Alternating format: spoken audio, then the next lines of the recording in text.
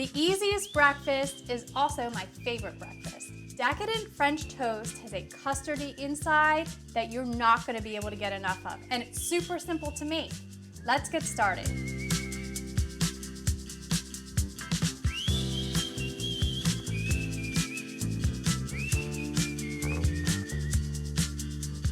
Hey everyone, I'm Kelly with the Suburban Soapbox, and today we are making the easiest and best French toast ever.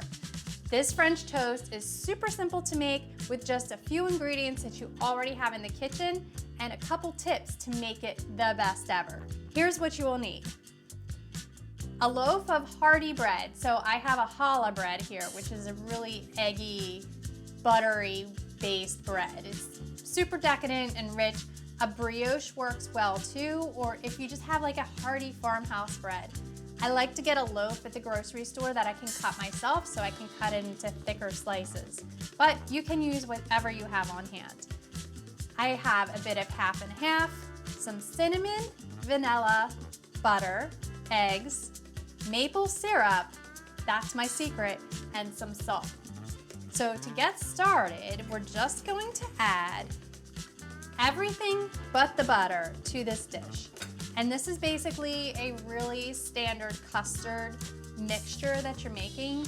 And the longer you can let your brioche or your challah bread slices sit in here, the better. You want that custard to get deep inside of your French toast, deep inside the bread, so that when you cook it in the pan, it's nice and crisp on the outside, but custardy, kind of like creme brulee in the middle. So we'll just take all of this stuff out. We're going to just pour the half and half into this dish, and I like to use like a pie plate or a really shallow dish because then you can really get the piece of bread in there and kind of move it around so it soaks it up nice and flat. We're gonna add our eggs. So 3 eggs, and it's best if they're room temperature. If they're not, it's fine, but room temperature will whisk in there a little bit easier. And then the maple syrup. I like to add maple syrup to the custard because it gives it that sweetness. You don't have to add sugar, and it just tastes like breakfast. And you really don't need to add any then on top. We still do, but you don't have to. Add a little bit of cinnamon, some vanilla, and a little bit of salt. And we're gonna whisk this all together.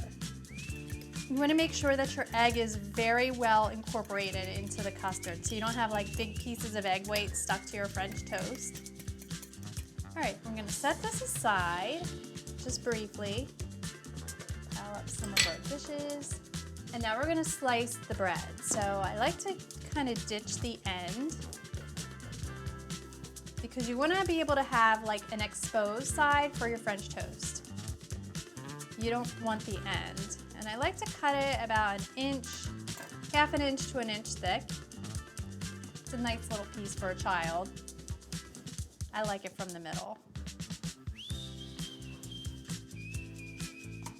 Now we're ready to go to the griddle.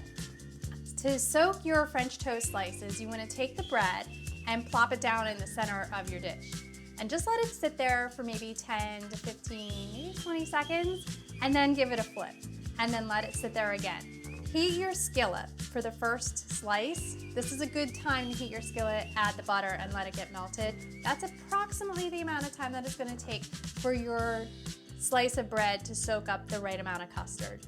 Once your skillet is heated, you're going to place your French toast on the skillet and then repeat with your remaining bread slices.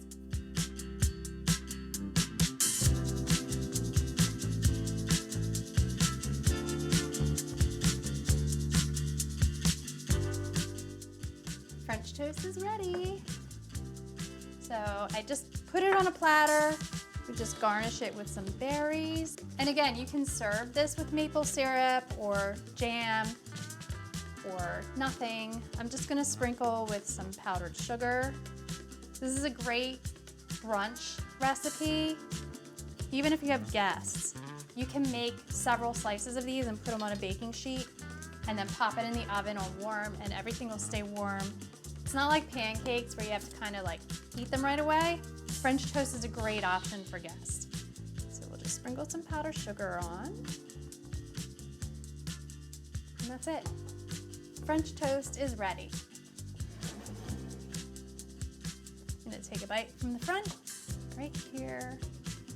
This looks so good. You can see like custard is all through the center.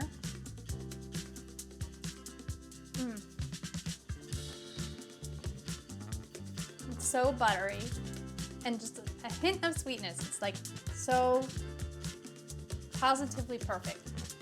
If you like this recipe, please be sure to give us a thumbs up and subscribe to our channel. For more easy recipes, visit thesuburbansoapbox.com. Thanks again.